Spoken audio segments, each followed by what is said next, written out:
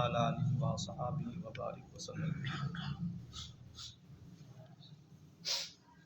حسد کے درجے، حسد کے 4 درجے ہیں۔ پہلے یہ کہ حاسد دوسروں کی نعمت کا سوال چاہیے کہ خواہ مجھے ملے یا نہ ملے مگر اس کے پاس سے جاتی رہے۔ اس قسم کا حسد مسلمانوں پر گناہ کبیرہ ہے اور کافر فاسق کے حق میں جائز ہے۔ مثلا کوئی مالدار اپنے مال سے کفر یا ظلم کر رہا ہے، اس کے مال کی اس لیے بربادی چاہنا کہ دنیا کفر و ظلم سے بچے، جائز ہے۔ نہ میرے پاس رہے نہ دوسرے کے پاس رہے، یہ یعنی کسی کے لیے بھی چاہنا اس طرح کا، یہ مسلمان کے لیے گناہ کبیرہ ہے۔ گناہ کبیرہ وہ ہوتا ہے جو بغیر توبہ کے معافی نہیں ہے۔ ہاں، کافر فاسق مال کے ذریعے لوگوں پر ظلم کر رہا ہے، ناانصافی کر رہا ہے، تو پھر آپ اللہ تعالیٰ سے عرض کر سکتے ہیں مولا اس سے لے لے مال، کیوں؟ نہ مال ہوگا نہ ظلم ہوگا، یہ جائز ہے، خواہ وہ کافر ہو یا مسلمان فاسق فاجر ہو۔ دوسرا درجہ یہ کہ حاسد دوسرے کی نعمت خود لینا چاہے کہ فلاں کا باغ یا اس کی جائیداد میرے پاس آ جائے یا اس کی ریاست کا میں مالک ہو جاؤں، یہ حسد بھی مسلمانوں کے حق میں حرام ہے۔ اچھا ہے یا گندا ہے، اللہ تعالیٰ جس کو جس قابل دیکھتا ہے اس کو دے دیتا ہے۔ اللہ تعالیٰ سے دانا کائنات میں بڑھ کر کوئی نہیں ہے۔ ہم کہیں نا یہ نااہل تھا اس کو دے دیا گیا، یہ تو ون تو اسی کی ہے نا سی، تقسیم اسی کی ہے نا سی، ہمارے کرتوتوں کی وجہ سے، جس طرح رعایا اس طرح حکمراں۔ تیسرا درجہ یہ کہ حاسد اس نعمت کے حاصل کرنے سے خود تو عاجز ہے، اس لیے آرزو کرتے ہے کہ دوسرے کے پاس بھی نہ رہے۔ اور جس طرح کہتے ہیں نا، وہ کچھ شعر لکھے ہوتے ہیں گاڑیوں کے پیچھے لکھا ہوتا ہے کہ محنت کر حسد نہ کر۔ محنت سے انسان کہیں کا کہیں پہنچ جاتا ہے تاکہ وہ مجھ سے بڑھ نہ جائے، مطلب آرزو کرتے ہیں کہ دوسرے کے پاس بھی نہ رہے تاکہ وہ مجھ سے بڑھ نہ جائے، یہ بھی منع ہے۔ بندہ حضرت مولا کائنات کا فرمان مبارک ہے، وقت سے پہلے نہیں مقدر سے زیادہ نہیں، وقت سے پہلے نہیں مقدر سے زیادہ نہیں۔ بزرگ فرماتے ہیں جن کے مقدر اچھے ہوتے ہیں وہ الٹی لگائیں پھر بھی سیدھی لگتی ہے، سیدھی لگائیں پھر بھی سیدھی لگتی ہے۔ تو جن کے مقدر ماڑے ہیں وہ الٹی لگائیں پھر بھی الٹی، سیدھی لگائیں پھر بھی الٹی۔ چوتھا مرتبہ یہ ہے کہ وہ تمنا کرے کہ یہ نعمت اوروں کے پاس بھی رہے، مجھے بھی مل جائے، یہ اس کا مزہ ہے، مولا اس کو دی ہے اس کے صدقے مجھے دے دے، یہ مزہ ہے۔ یعنی اوروں کا زوال نہ چاہنا، اپنی ترقی کا خواہش مند ہے، اسے غبطہ یا تنافس کہتے ہیں۔ یہ دنیاوی باتوں میں منع ہے، دنیاوی باتوں میں منع ہے، اور دینی باتوں میں اچھا ہے اور کبھی واجب بھی ہو جاتا ہے۔ رب تعالیٰ فرماتا ہے وَفِي ذَلِكَ فَلْيَتَنَافَسِ الْمُتَنَافِسُونَ، سورۃ مطففین۔ حدیث شریف میں ہے کہ 2 شخصوں پر حسد یعنی غبطہ جائز ہے، حسد غبطہ۔ ایک وہ عالم دین جو اپنے علم سے لوگوں کو فائدہ پہنچائے، دوسرا وہ سخی مالدار جس کے مال سے فیض جاری ہو، مطلب حلال کا رزق آ رہا ہے تو وہ لوگوں پر لٹائی جا رہا ہے، مسافروں پر، یتیموں پر، بیواؤں پر، ضرورت مندوں پر، تو دوسرا بندہ دیکھ کر رشک کرتا ہے کاش میرے پاس بھی ہوتا تو میں بھی اس طرح کے لوگوں کی خدمت کرتا۔ یا پھر عالم دین خوشبخت وہ جو اللہ تعالیٰ کے محبوب کے دین کو، اللہ تعالیٰ کے دین کو پھیلاتے ہیں، کمال کر دیتے ہیں، سبحان اللہ۔ حضرت امام غزالی رحمۃ اللہ تعالیٰ، غالباً آپ کی عمر مبارک 55 سال ٹوٹل ہوئی ہے جناب، پوری عالم دنیا میں آپ کا ایسا نام جو سبحان اللہ ایسا دین کا کام کر گئے، جو جس طرح کہتے ہیں بعض ایسے اللہ تعالیٰ کے محبوب بندے جن پر دین کو بھی ناز ہے۔ اچھا، حسد کے سبب، حسد کیوں پیدا ہوتا ہے؟ حسد کے کل 7 سبب ہیں۔ پہلا سبب عداوت اور بغض، نہ ہی بندہ کسی کے لیے بغض رکھے نہ ہی کسی کے لیے عداوت رکھے تو نہ ہی یہ مصیبت پیدا ہوگی۔ جیسے کسی کو ایذا پہنچ جائے پہلے تو وہ بدلہ لینے کی کوشش کرتا ہے، زبانی طور پر یا تحریری طور پر یا عملی طور پر، پچھا مجبور ہو کر چاہے گا کہ اس پر غیبی مار پڑے، اگر کچھ نہیں اس کو انتقام نہیں لے گا تو پھر بد دعا کرے گا، اور اس کی مصیبت سے خوش اور آرام سے ناخوش ہوتا ہے وہی والا، یعنی کہ اس نے جو اس کو تکلیف دی ہوئی ہوتی ہے، اگر معاف کر دے تو بات ہی ختم ہو جاتی ہے، یا دل میں یہ کہے کہ کوئی بات نہیں، اللہ تعالیٰ اس سے پوچھ لے گا، اگر اللہ تعالیٰ آپ نہیں تو کل نہیں تو اس دنیا میں نہیں پوچھے گا، تو یہ تو ہمارے ذہنوں میں بھی نکل جائے کہ اللہ تعالیٰ کی ذات معاذ اللہ کے حدیث پاک میں آتا ہے کل قیامت والے دن اللہ رب العزت یہ چرند پرند درند حشرات الارض مال مویشی سب کو پیدا فرمائے گا، جو جس طرح کا کسی کے ساتھ ظلم ہوا ہے وہ یا اپنا جانوروں کا انسانوں کے ساتھ، انسانوں کا جانوروں کے ساتھ ایک دوسرے کو بدلہ دے کے اللہ تعالیٰ پھر ان کو ختم ما حاصل اللہ تعالیٰ کی ذات تو عدیل عدیل ہے، اتنا عادل، سبحان اللہ۔ ان تمسسکم حسنۃ تسؤہم، دوسرا سبب تکبر کی، حاسد اپنی بڑائی کا خواہش مند ہوتا ہے۔ اگر جس بندے کے دل میں یہ بات آ گئی نا جی کہ میں کچھ نہیں، I'm nothing I'm nothing I'm nothing جہانا لیس بشیء انا لیس بشیء، تو وہ اگر اس کی کوئی انسلٹ کرے تب بھی اس کو فیل نہیں ہوتا، اگر اس کو کوئی برا بھلا کہے تب بھی اس کو فیل نہیں ہوتا۔ کیوں نہیں ہوتا؟ کہ اس نے اپنی میں کو مارا ہوا ہوتا ہے۔ جو بندے چھوٹی باتیں یا بڑی باتیں محسوس کر جاتے ہیں، یہ ذہن میں رکھیے گا، دنیاوی معاملے میں دین کا معاملہ ہمیشہ کے لیے دنیا سے جدا رکھا کریں، بالخصوص دین کے عملی احکامات الہیہ کے معاملے میں۔ اس کی آپ کو 12 مثالیں عرض کر چکے ہیں۔ تو جو بندہ اپنے دل میں کسی کے لیے حسد بغض نہیں رکھتا، دنیا کے معاملے میں اگر اس کے اندر دل گردہ ہے تو معاف کر دیا کرے، نہیں تو بس اتنا کہے کہ مولا تو جان تیرا کام جان۔ لولا نزل هذا القرآن على رجل من القريتين عظيم، اللہ رب العزت فرماتے ہیں کہ ہم نے کسی عظیم بندے پر قرآن پاک نہیں اتارا، مطلب دنیا کا مالدار پر۔ یہ اس قسم کا حسد تھا کہ قریش کہتے تھے کہ ہمارے میں سے جو بڑا ماردار ہے، تمن دار ہے، وہ نبی ہوتا، اس کا مطلب یہ ہے۔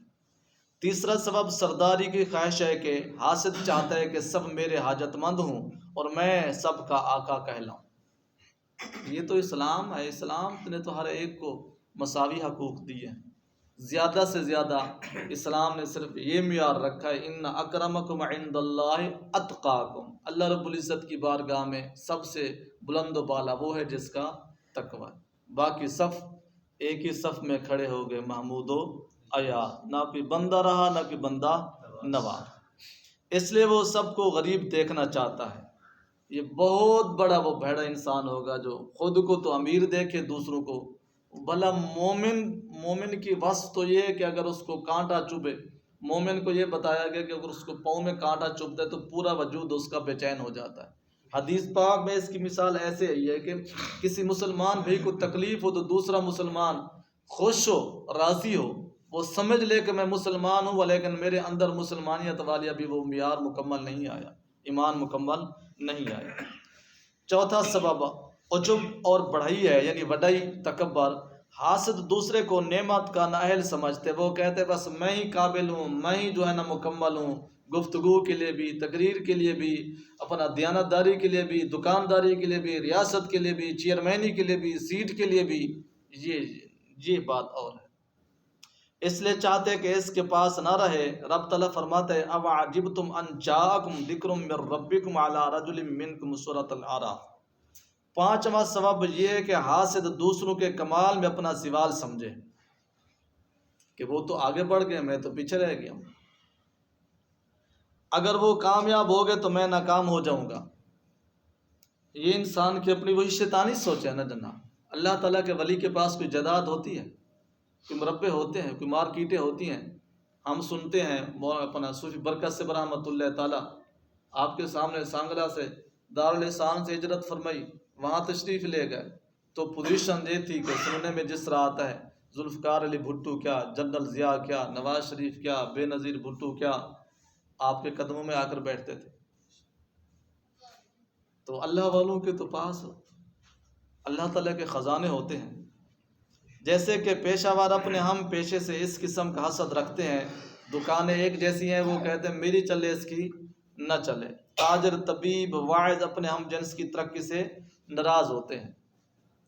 واعظ بھی تو یہ کہتا ہے کہ میرا نام بہت بڑا بڑا ہے، میں قابل بھی ہوں، مجھے کوئی پوچھتا نہیں، دوسرے 2 کتابیں پڑھ کے روز کا نام مال نہیں، ہم اپنے دوستوں کا عرض کرتے رہتے ہیں اگر قرآن پاک کی یہ آیات پاک پڑھ چکے ہو، اللہم مالک الملک تؤتی الملک من تشاء وتنزع الملک ممن تشاء وتعز من تشاء وتذل من تشاء، جسے چاہے عزت دے، جسے چاہے ذلت دے۔ جب سارے فیصلے اسی ذات پاک کے پاس ہیں تو پھر اللہ تعالیٰ کے فیصلوں پر انسان کو جو ہے نا اپنے حاکم نہیں بننا چاہیے۔ اگر وہ اللہ تعالیٰ کے فیصلوں پر معاذ اللہ کوئی کمزوری نکالے گا تو وہ بندے پر نہیں نکالتا، خدا کے فیصلے پر نکالتا ہے۔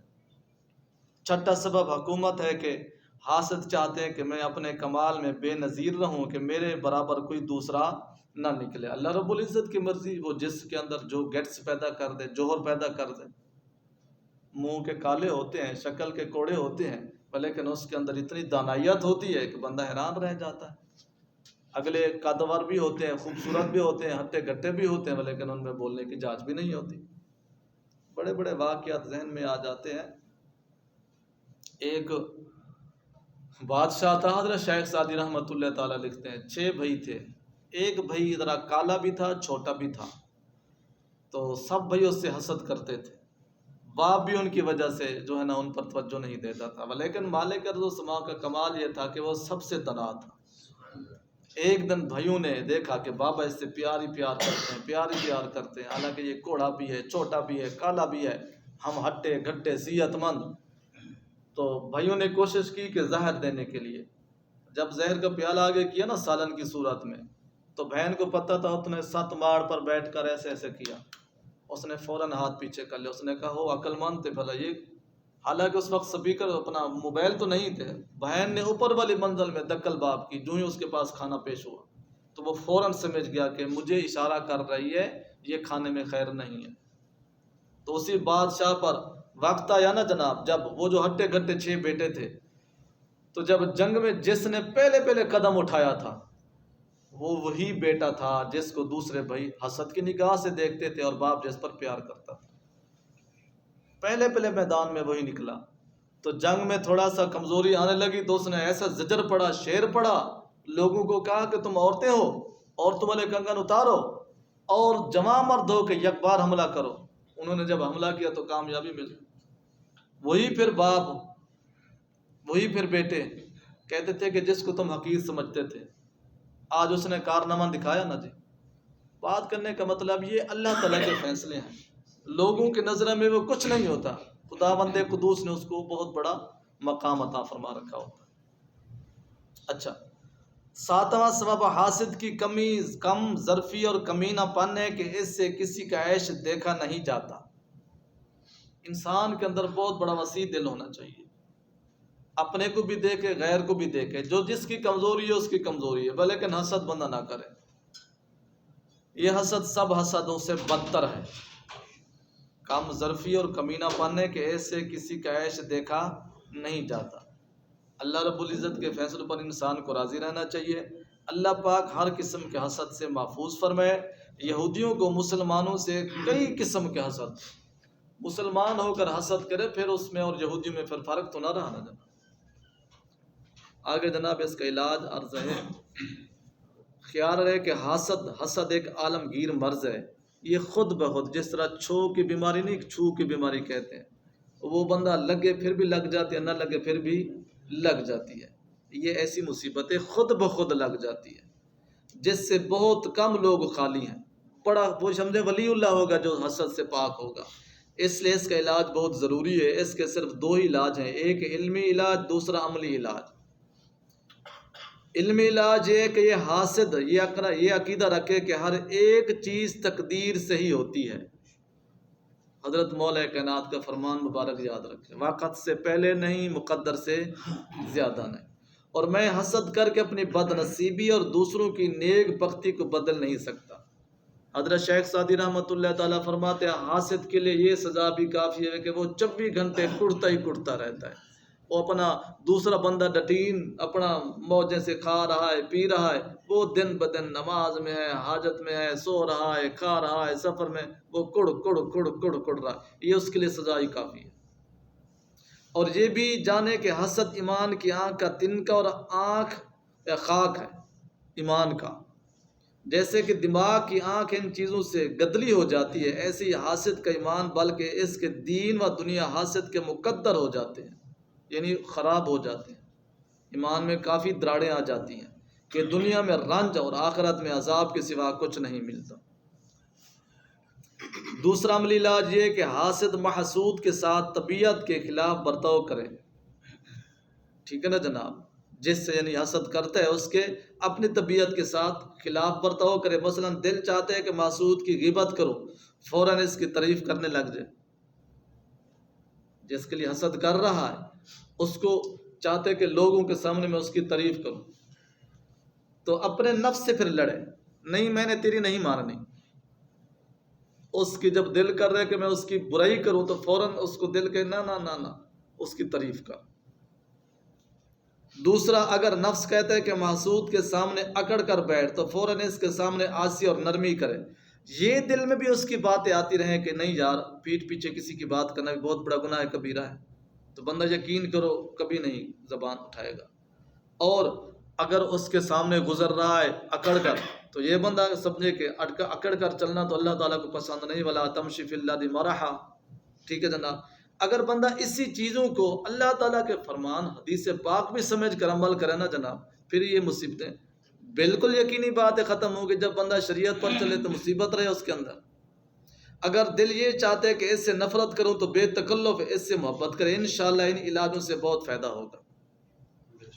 اور یہ بھی خیال رہے کہ بے اختیاری نفرت یا محبت کی اللہ تعالیٰ سے یہاں پکڑ نہیں، یعنی ہاں بندہ اپنے آپ پر بچتے ہوئے بھی پھر بھی خود بخود اگر کسی سے محبت ہو جاتی ہے، وہ مشہور نہیں محاورہ، محبت کی نہیں جاتی محبت ہو جاتی ہے، محبت کی نہیں جاتی محبت ہو جاتی ہے۔ نفرت کا معاملہ بھی کچھ اس طرح ہے، لیکن بندہ پھر کوشش کرے اس کو بچنے کے لیے۔ نیز حسد کے علاج کے لیے کتب تصوف، خصوصاً امام غزالی رحمۃ اللہ تعالیٰ کی کتابیں، کیا بات ہے جناب، امام صاحب کا جو نام ہم نے آپ نے لیا، احیاء العلوم شریف کا مطالعہ کرے، ان کتاب کی برکت سے بھی یہ مصیبت سے نکل جائے گا۔ رب تعالیٰ کے کام نہایت ہی آہستگی سے ہوتے ہیں، ہم کو بھی چاہیے کہ ہر کام میں جلدی نہ کریں۔ دیکھیں قرآن پاک نے بہت بہت بہت اسباق دیے ہیں، بڑے نکتے دیے ہیں۔ مالک نے اپنی طاقت بتائی نا، کن فیکون، کون فرماتا ہے کام۔ 6 دن جو اللہ رب العزت کی ذات پاک نے لگائے تھے آسمان کو پیدا کرتے ہوئے، وہ ایک کن میں نہیں بنا سکتا تھا۔ بزرگ اور دنا فرماتے ہیں یہ ہم سب کے لیے سبق کیا ہے کہ جلدی نہ کرو، مالک سب کچھ آن کی آن میں کرنے والا بھی 6 دن لگا رہا ہے، تو یہ ہمارے لیے سبق کیا ہے، کسی کام میں جلدی نہ کرو۔ خود ہم میں حاسد اور محسود موجود ہے، نفس امارہ حاسد ہے، دل محسود ہے۔ نفس کی ہمیشہ یہ کوشش ہے کہ دل کو نیک راہ سے ہٹا کر بری راہ پر لگا دے، پھر اگر ہمارا دشمن ہم پر غالب رہا پھر ہماری طاقت کہاں گئی، کیونکہ قیامت میں ثواب دل کو ملے گا اور نفس امارہ تو وہاں فنا کر دیا جائے گا، اس کو تو ذبح کر دیا جائے گا۔ نفس تو صرف اسی دنیا میں آرام یا تکلیف اٹھا رہا ہے، باقی اجر ثواب دل کو ملے گا۔ اللہ تعالی ہم سب کو قرآن پاک کی حقیقی معرفت سے مالا مال فرمائے اور حسد جیسی موذی مصیبت سے ہم سب کو امت مسلمہ کو محفوظ فرمائے۔